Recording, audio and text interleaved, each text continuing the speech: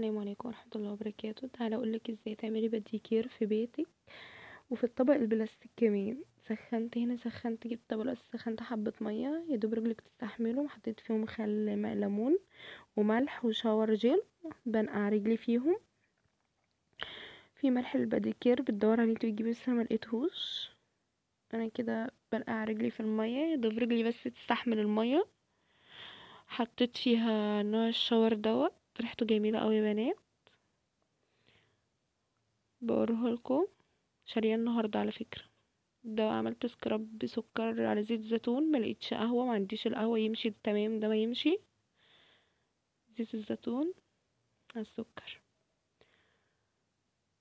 كده. انا نقع رجلي، هحط بعد ما اطلعها احط عليها زيت الزيتون.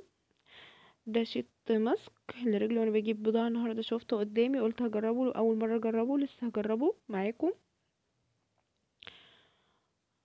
بوريهولكم برضو.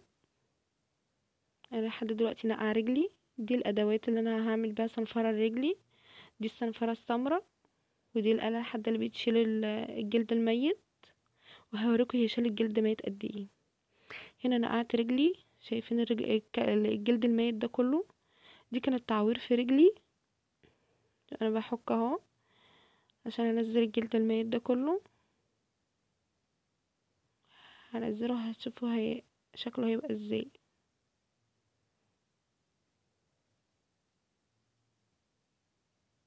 شوفوا الجلد الميت اللي طلع ده كله من رجلي، ده كله طالع من رجلي ولسه تاني. بوريهولكوا برضه عشان تشوفوا. هنا انا حكيت الجلد الميت كله. هحط السكراب بقى، وبعد السكراب افرك رجلي حركات دائرية اهو. جبت السكراب